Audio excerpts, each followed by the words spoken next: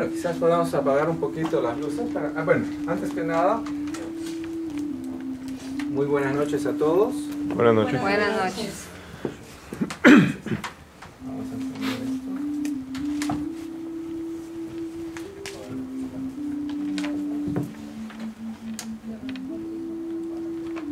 Vamos a...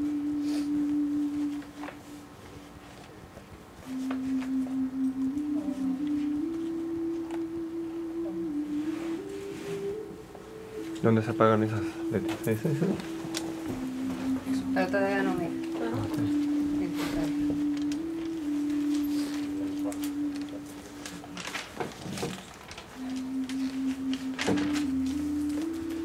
Vamos a hacerlo sin mucho formalismo. Creo que somos una familia y como tal pues vibramos en la misma sintonía. Entonces con algunos quienes estamos aquí presentes es un verdadero reencuentro de muchos años y no saben la inmensa alegría que me da volverlos a encontrar nuevamente aquí y saber de que a pesar del tiempo que transcurre pues seguimos sintiendo intensamente esa flama interna que nos empuja a seguir adelante, a buscar esta autorrealización y consecuentemente hacer un punto de inflexión de nuestras vidas en el lugar en el que nos encontramos para hacer ciertamente este mundo mejor. Y es por eso que realmente nos encontramos aquí, para hacernos sentir esa calidez, es decir, ese apoyo traducido en la vivencia que me ha tocado vivir y que veamos de que ciertamente no nos estamos quedando solo en palabras, sino todo lo que estamos haciendo y viviendo y compartiendo nos va a permitir un día no muy lejano decir a todos misión cumplida. ¿Podemos bajar un poquito la música? Quizás.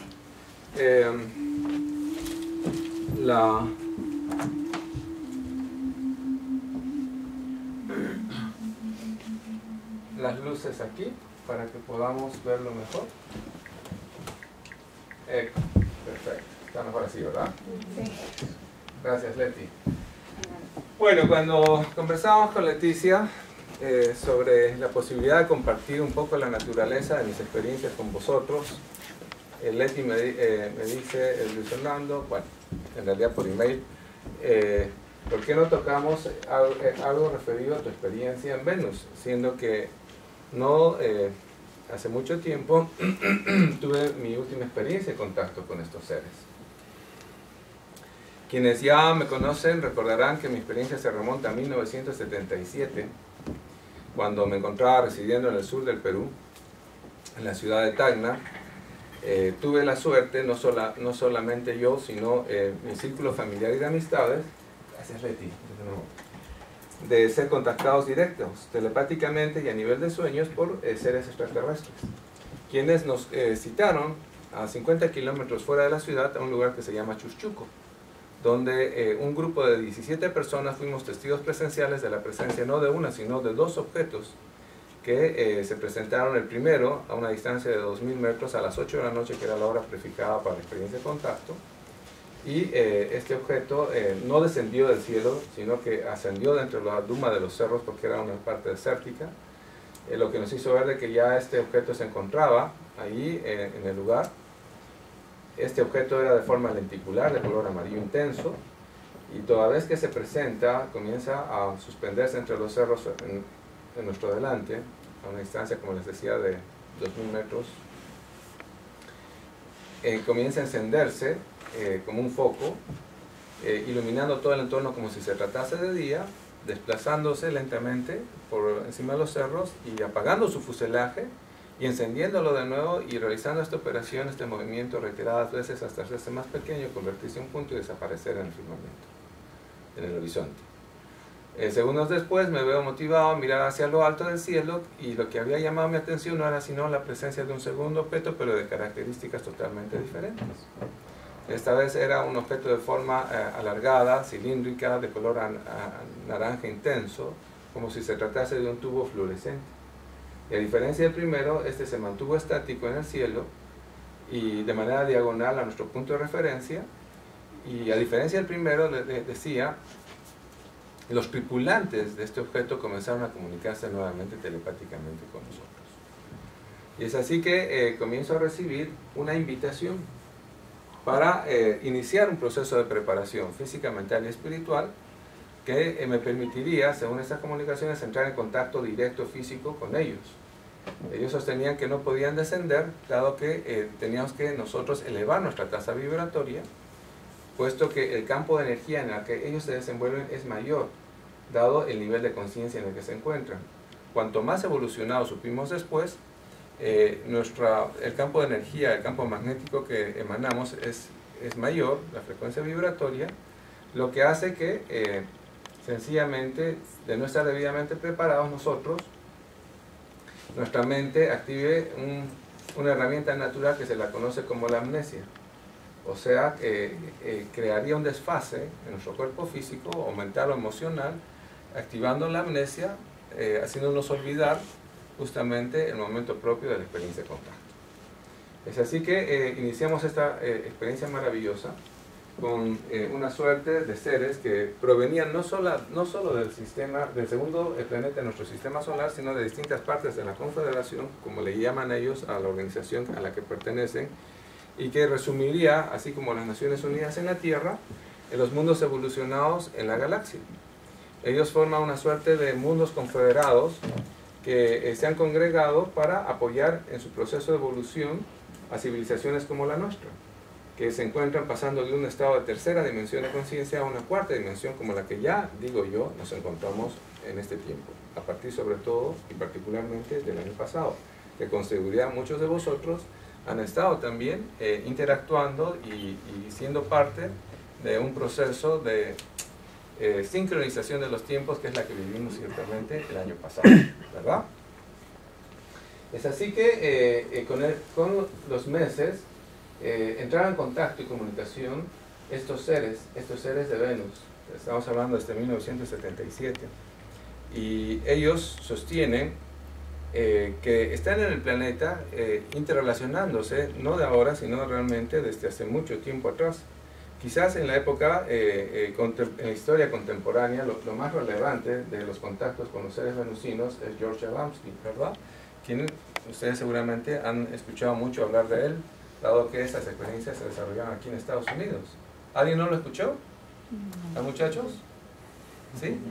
Bueno, pues para los que no lo escucharon, George Adamski no es estadounidense o norteamericano, sino es polaco, migrante en Estados Unidos, y desde la 1952 fue un contactado directo de justamente seres venusinos, quienes le comenzaron a compartir una suerte de enseñanzas referidas a el proceso que iba a comenzar a vivir nuestro planeta.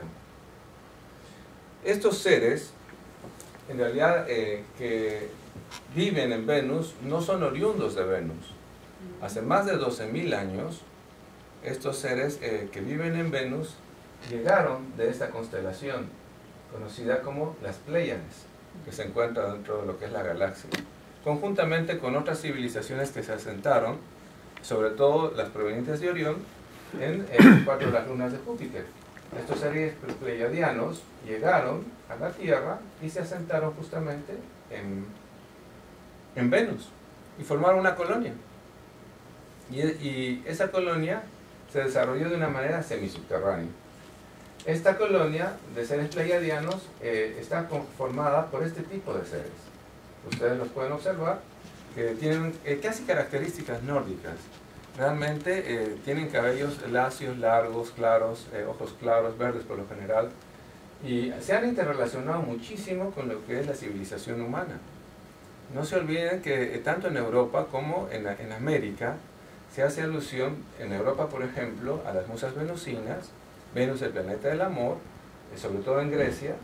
En América, en Centroamérica, y la cultura inca hace alusión a que serían estas culturas descendientes de la diosa del lucero del amanecer, más bien conocida como la orejona.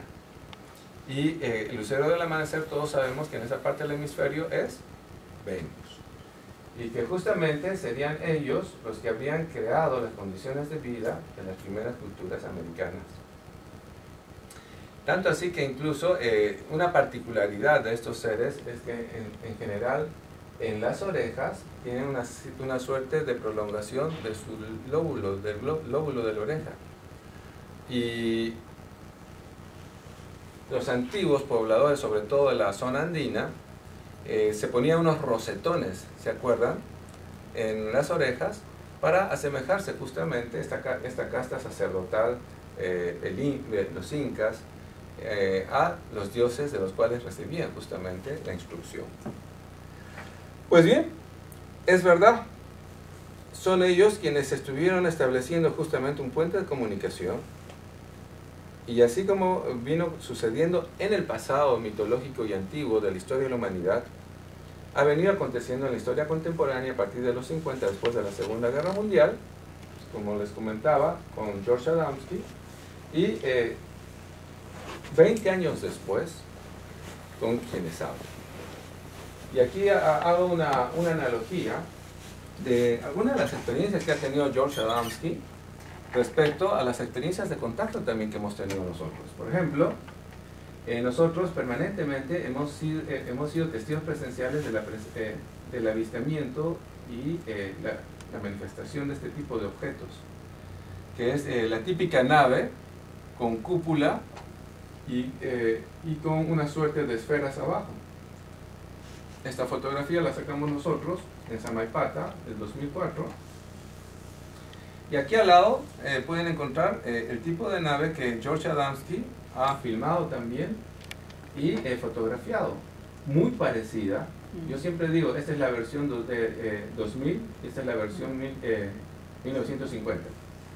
Pero a lo que vamos es que realmente el objeto, la característica de estas naves son muy parecidas a las que George Adamski fotografió, y que en su caso, en lo que respecta a mi propia experiencia, se ha circunscrito a la presencia de los seres venusinos en mi experiencia de contacto.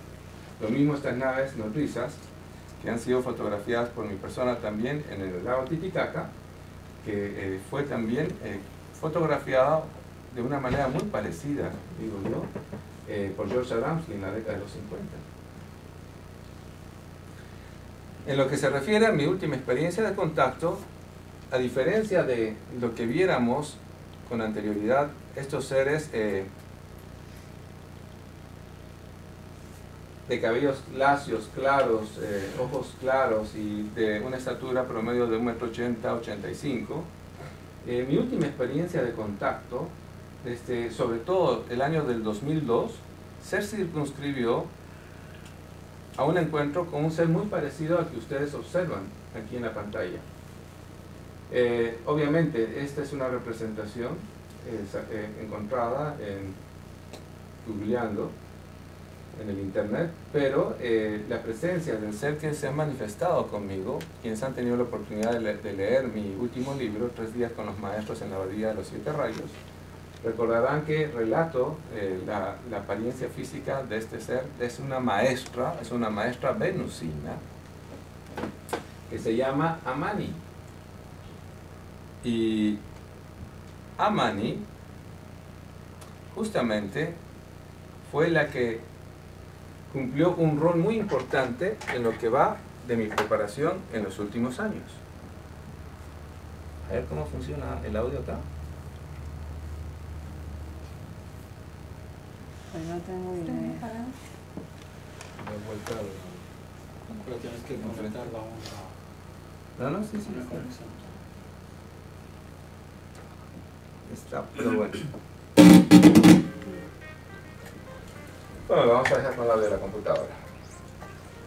En todo caso, Amani fue algo así como una tutora espiritual para mí, que me hizo recordar, en muchos de los casos, mi preparación mucho antes incluso de que yo me iniciara en las experiencias de contacto, antes de haber nacido en esta encarnación, en lo que ellos le llaman la Academia de Ciencias Espirituales de la Confederación. Resulta ser de que, bueno, ustedes ponía esta filmación mostrando justamente parte de lo que son las fotografías que ha enviado el Venera, que es uno de los satélites rusos que logró ingresar debajo del colchón de nubes, del gran colchón de nubes que rodea Venus, comprobando de que efectivamente, no como nuestra ciencia, fíjense ustedes, lo sostenía, que en Venus existían más de 300 grados de temperatura falso. Es decir, en Venus hay temperatura normal, hay atmósfera, y estas fotografías que son parte de este video lo que muestran es la presencia de construcciones ahí en Venus. Y así como George Adamski tuvo la oportunidad de entrar en contacto en la década de los 50, estos seres no se han ido, están desde hace miles de años y seguirán estando, como lo ha ratificado mi última experiencia el año pasado, de encuentro y contacto justamente con esta amada maestra Amani, que tiene, por cierto, los ojos muy saltones, es muy esbelta. No se olviden que Venus, no por nada, es conocida como el planeta del amor. Yeah. Y está muy relacionada con lo que es la presencia femenina, por eso se habla en la cultura griega de las musas venusinas, porque el 60 a 65% de la población venusina es femenina. Por eso que la influencia y todo lo que ha trascendido en el tiempo de esta cultura ha sido presidida por maestras, por seres que de alguna manera se han caracterizado en el aspecto femenino, en instruirnos, en iniciarnos, ¿no?, en los aspectos más íntimos y espirituales de realización del ser humano. Pues bien. Perdón, Fernanda. ¿Perdón? Este video, ¿de dónde estas imágenes de Venus, de dónde son, perdón? Mira, ustedes entran en Google, en YouTube sobre todo, pongan construcciones en Venus, se van a sorprender lo que van a encontrar. Hay infinidad de, lo mismo que de Ganímedes, lo mismo que de Europa, otra de las lunas de Júpiter, y para qué decirles de Marte. Hay muchas fotografías. Ustedes saben que en lo que va de los últimos años, de los últimos 20 años, ya no es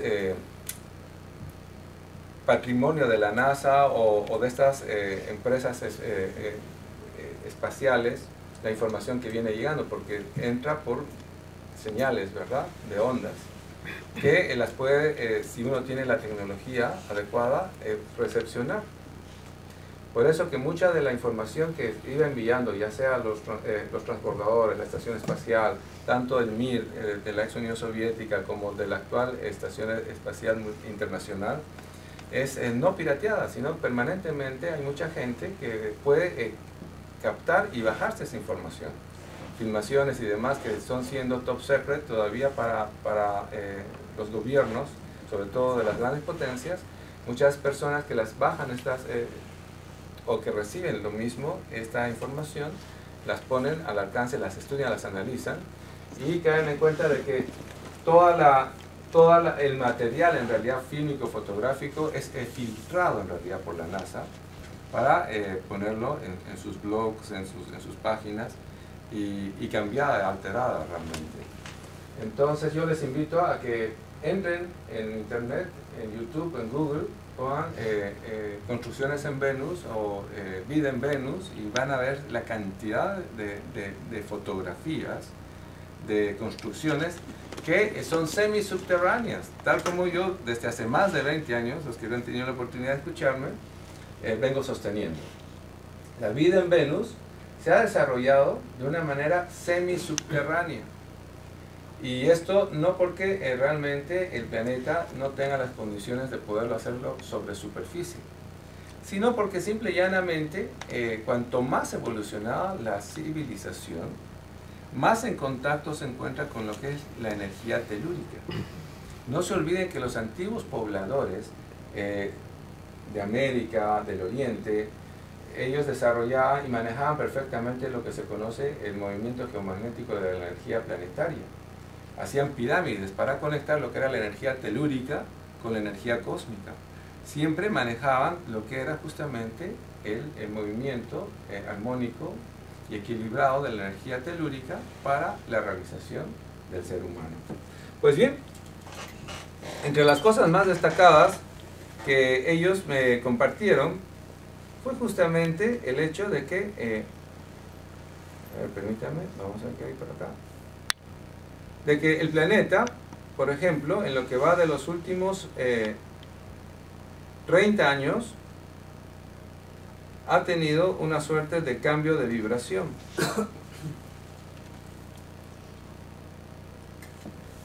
Toda la energía cósmica, ellos sostienen que se encuentra en el planeta, se ha dividido, o sea, se divide en dos polos naturales, que es el polo positivo, de los míticos y milenarios Himalayas del Tíbet, y en lo que es el polo femenino, o negativo, no porque sea malo, por supuesto, en lo que es el Lao Titicaca. Y en el Lao Titicaca, particularmente, en lo que se conoce como la cultura tiahuanacota. En la cultura tiahuanacota, recientemente se han descubierto, por ejemplo, escritura en los monolitos presumeria. ¿Qué significa esto? Si ustedes hacen una retrospectiva del inicio de nuestra cultura, o sea, de la civilización que compartimos en este tiempo, recordarán de que se cifra la aparición de la escritura en Sumeria, ¿verdad? Hace unos 4.000 o 5.000 años atrás. Lo interesante de todo eso es que aquí en Tiahuanaco se ha descubierto justamente escritura, pero presumeria. La pregunta es, ¿qué hacía escritura presumeria en un lugar tan distante de donde se ubica el origen de la escritura?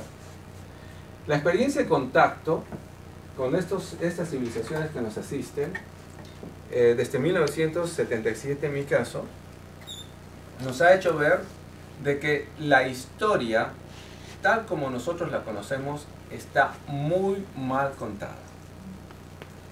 Y que dentro de ese proceso que nosotros debemos de tener de despertar de conciencia, tenemos que aprender a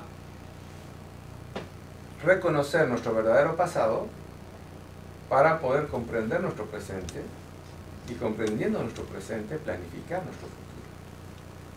O sea, nadie que no conoce su pasado puede planificar, comprender su presente, mucho menos planificar su futuro. Y es así que el contacto nos ha llevado reiteradas veces a estar en lugares energéticos naturales que antes funcionaban como grandes centros iniciáticos, entre los que se encuentra justamente Tiahuanaco. Tiahuanaco es una ciudadela, ustedes saben. Antiguas piedras megalíticas cortadas con precisión asombrosa. Lo que algunos sugieren es que ellos usaban electricidad y herramientas eléctricas. Misteriosas esculturas que representan seres de todo el mundo y más allá. Aquí se encuentran todas las razas, incluso los alienígenas grises. Y leyendas acerca de gigantes de otro mundo que crearon una civilización entera en una sola noche. Si hay un lugar que muestra evidencias de alienígenas ancestrales, es este. ¿Son las antiguas ruinas de Puma Punku el resultado del increíble ingenio del hombre primitivo? ¿O son el producto de un poder mucho más alto? Puma Punku es el único sitio en el planeta Tierra que, en mi opinión, fue construido directamente por extraterrestres. Y es así. Actualmente los arqueólogos, los hombres de ciencia, están especulando primero sobre la antigüedad que tiene Tiahuanaco. Realmente muchos la ubican entre los 60 o los 70.000 años atrás, muchísimo más allá de lo que incluso nuestra propia ciencia considera la aparición del Homo sapiens.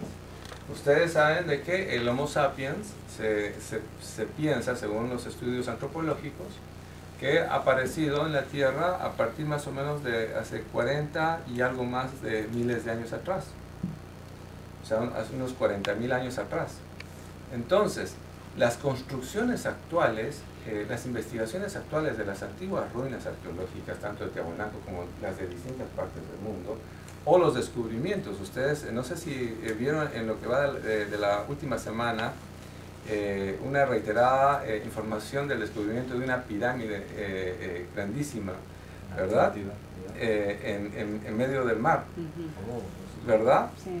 Entonces, no, esto es reciente, ha mostrado cómo a través de estas ondas de, no es ecografía, las ondas estas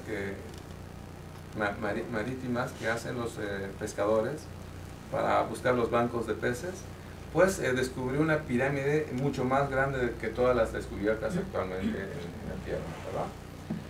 Entonces, eso nos hace ver ciertamente de que la civilización, tal como nosotros la conocemos, pues es muchísimo más antigua de la que nos imaginamos, ¿verdad? Lo cierto es que nuestra civilización es el producto del arribo de muchas civilizaciones, sobre todo que han venido y procedido de distintas constelaciones de la galaxia, no hablemos del universo local, sino de la galaxia. Entre las cuales, una, como les decía, es un inicio muy importante, es esta de Tiahuanaco. Esto que ustedes ven en el centro es lo que se conoce como el dios Huiracocha, y estos iconogramas están en torno al dios Huiracocha. Según un astrofísico ruso, vendría a ser los días de rotación de Venus respecto al Sol. Por eso, si ustedes entran también en el internet y buscan en Google algo referido a la puerta del Sol, van a encontrar que es la puerta del Sol o calendario venusino. Qué curioso, ¿verdad? Lo cierto es que en torno a las ruinas de Tiahuanaco, recientemente, bueno, es clásico que en toda la cultura andina se encuentren, sobre todo en la casta sacerdotal o los incas, esta deformación que ellos se realizaban desde muy pequeños, se ponían tablillas, ¿verdad? Y para alargar justamente su cabeza. Les gustaba en extremo parecerse a los seres de los que recibían asistencia y ayuda. Eso nos hace ver también mucho la presencia de los seres de Orión, que tienen ciertas características muy parecidas a las que observamos en la fotografía.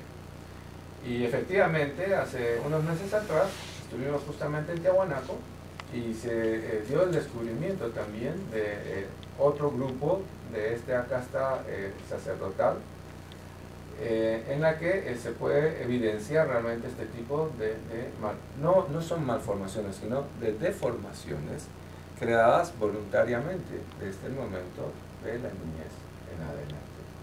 Y aquí hay una suerte de análisis de cómo serían justamente, o cómo se verían estos seres en la medida en la que, a ver,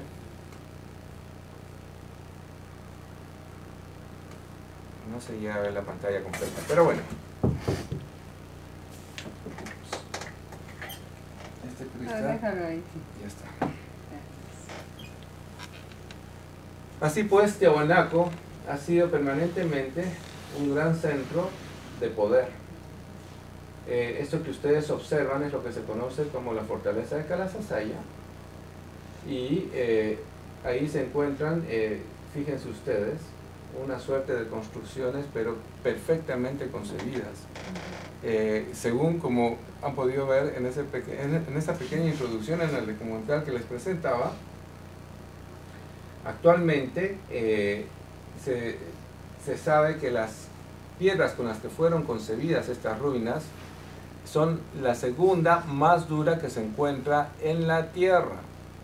Cuando este investigador del fenómeno ovni, arqueólogo y demás, dice las ruinas de Tiahuanaco con seguridad son las únicas de las que puede dar certeza que sí fueron concebidas por seres de afuera, se basa en el hecho de que las piedras estas que ustedes observan son en su composición las segundas más duras que hay en el planeta.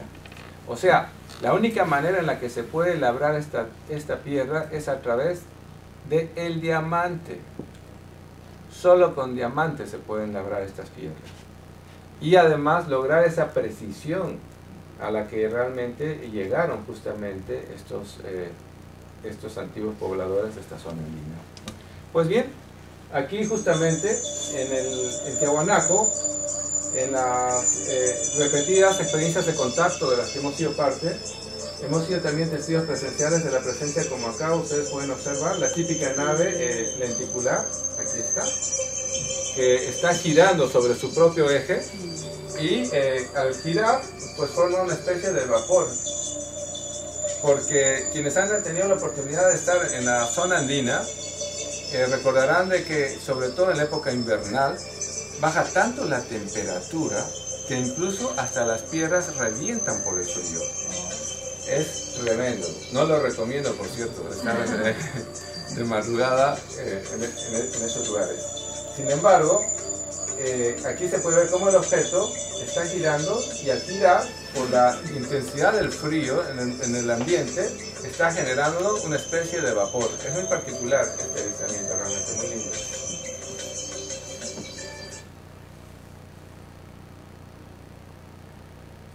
Lo mismo que hemos sido testigos pues, de la presencia de estos portales que se abren y de los cuales, como agujeros de gusano, ¿verdad? Utilizan estas naves de la Confederación para transportarse. Esto ya no es ciencia ficción. Ustedes saben que nuestra propia ciencia ya ha logrado desarrollar lo que es la máquina de la transportación, habiendo desmaterializado partículas y materializado en otro lugar. Lo mismo que a través del acelerador de redones ha logrado romper lo que es la velocidad de la luz, ¿verdad? Entonces, todo lo que cuando se inició la experiencia de contacto propiamente, en la década de los 70, en adelante, cuando hablábamos de estos portales en los cuales estos seres se desplazaban, era poco menos que hablar de Star Trek y ciencia ficción, ¿se acuerdan? Cómo allí realmente se usaban estos tubos de luz, ¿verdad? Pues bien, es cierto que todo lo que el ser humano es capaz de imaginar es realizable en algún momento de nuestra propia historia. Y así como nosotros lo imaginamos, Julio Verne se imaginó el viaje a la Luna o 2000 leguas de viaje submarino, asimismo los hombres de Hollywood, de ciencia ficción, de nuestras películas de niñez, ¿verdad? Son una realidad para los hombres de ciencia actual. Son la inspiración realmente de los hombres de ciencia y logran desarrollar todo aquello que somos capaces de imaginar. Y lo lindo, lo trascendente y lo hermoso de todo esto es que es real. Se pueden abrir portales dimensionales. Uno en el universo, a través de la experiencia de contacto, ha llegado a saber que no se desplaza, sino se focaliza a la velocidad del pensamiento. Ellos abren lo que son los agujeros de gusano y ingresan acá y salen al otro lado. Es decir, eso, para que ustedes tengan una idea, ellos sostienen que la velocidad de la luz es como una tortuga desplazándose entre medio del espacio. Porque no tienen que recorrer las distancias, sino tienen que simplemente dar ese salto, ¿no? Conectando estos dos planos, ¿verdad? Lo muestro esto justamente porque es a través de este orificio interdimensional que ellos mismos utilizan para el desplazamiento de sus naves, que yo tuve la oportunidad de conocer una de sus ciudades, ingresando a lo que ellos llaman campos de energía lumínica concentrada, que posibilita la aceleración de nuestras moléculas, desmaterializándolas y proyectándolas al lugar en que nos están esperando. A estos orificios interdimensionales les conocen sendas. Y bueno, pues es verdad de que toda esta zona andina, siendo que concentra una energía maravillosa conocida como la energía femenina del planeta, o sea, la energía del amor, capaz de poder despertar lo que es nuestra parte sensitiva y espiritual, permitiendo justamente que despertemos ese nuevo estado de conciencia de cuarta dimensión, donde ni el tiempo ni el espacio ya nos han de regir. Les decía que es considerada la zona andina, la zona de los Andes, lo que se conoce o denomina en el ámbito ufológico como una zona caliente. Permanentemente hay avistamientos en las ciudades, como este que se pueden registrar acá, o estas otras también, tanto de día como de noche, están monitoreando, viendo el alcance del movimiento de la energía cósmica en la Tierra. Y nosotros mismos hemos sido testigos pues, presenciales de todo esto. Bueno, esta fotografía la muestro porque esto se registró en Miami, a través justamente de una pareja de amigos de Carmen y Miguel Piñeiro, el 92, en la que se puede registrar una especie de pirámides a la altura de mi pecho, pero que denotan en realidad lo que habíamos recibido ya en el tiempo, con el tiempo años atrás.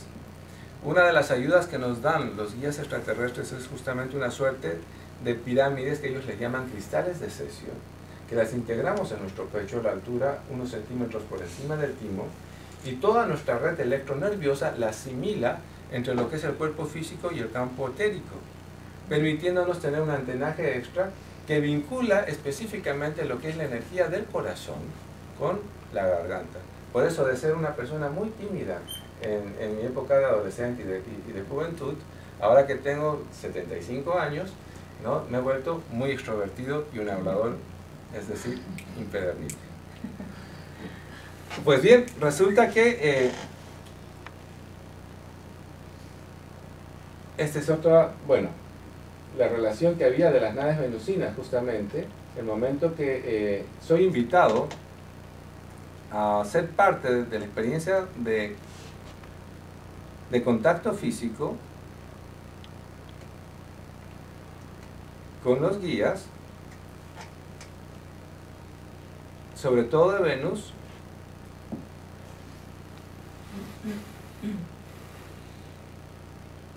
permítanme.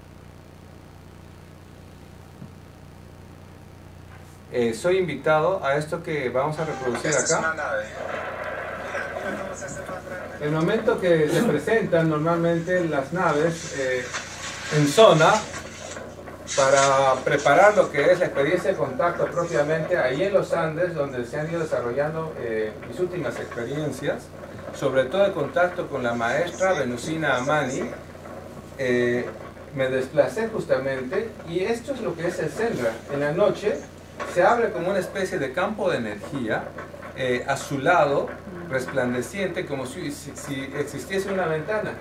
Estas fotografías las saqué en el momento que se estaba materializando este campo de energía el año pasado, fíjense ustedes. Esto no es que sea de día, ni que el sol se está perdiendo, es de noche, y se abre una cúpula, una campana de energía, como podemos observar, y aquí aparece en el suelo una especie de como anillo de energía azul, que es una energía plásmica a la cual ingresamos. Y cuando ingresamos, fíjense ustedes acá, se ve claramente una energía concentrada en forma de anillo, de buñuelo realmente, de muy alta vibración, que es lo que nos permite vivir ese viaje de transportación.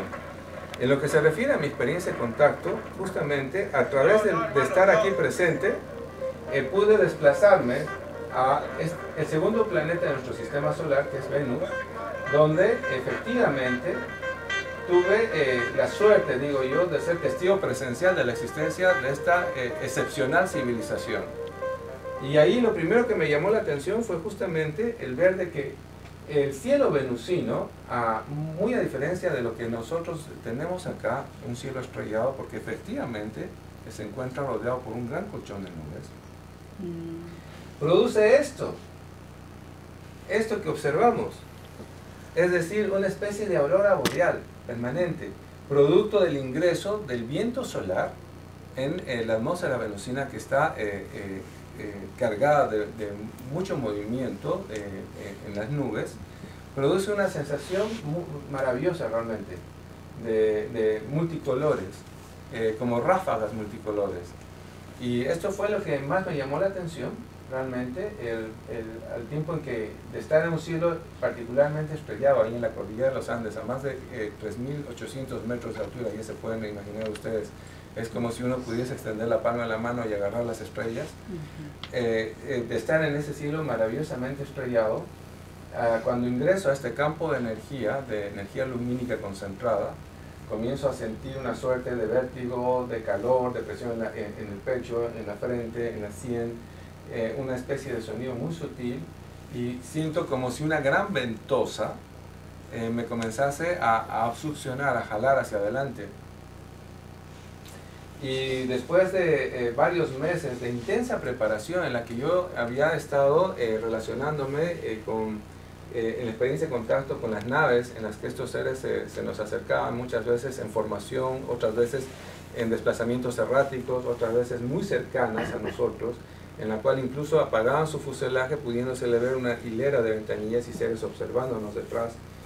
Proyectaban imágenes suyas como imágenes energéticas, blancas, resplandecientes, muy cerca donde nosotros nos encontrábamos trabajando, pero en las cuales podíamos observar a seres de apariencia realmente casi humana, con una estatura promedio de 1,80 m, a veces 2 metros, a veces 3 metros, porque supimos efectivamente que según el origen que tienen van difiriendo, sobre todo ciertas características fisiológicas y también de estatura.